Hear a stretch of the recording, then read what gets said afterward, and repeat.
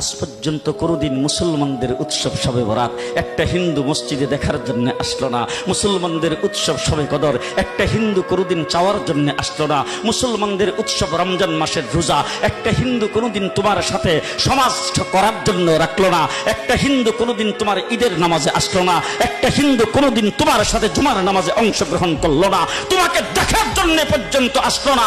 তার কারণ হলো হিন্দুরা মনে করে এটা মুসলমানের উৎসব, আর তুমি মুসলমান হইয়া হিন্দুর দুর্গা পূজায় কিভাবে গেলা?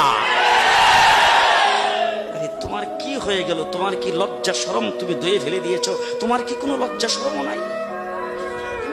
লজ্জা শরম নাই? আবার কি সুন্দর বলতেছ, ধর্ম যার যার উৎসব সবাই।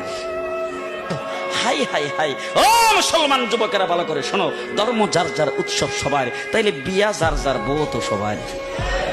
জি, বিয়ে যার যার বউ সবার, পুষ্কুনি যার যার মাস সবার, গাছ যার যার ফল সবার, ক্ষেত যার যার ফসল সবার, দোকান যার যার মাল সবার।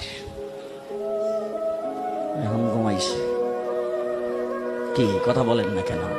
তাহলে আমার দোকানের মাল যদি আমার হয়, আমার ক্ষেতের ফসল যদি আমার হয়, আমার গাছের ফল যদি আমার হয়, আমার গাছের নারিকেল যদি আমার হয়, আমি বিয়ে করলে বউ যদি আমার হয়, মুসলমান আমার পুষ্কুনির মাস যদি আমার হয়, তাইলে ধর্ম যার উৎসব তার।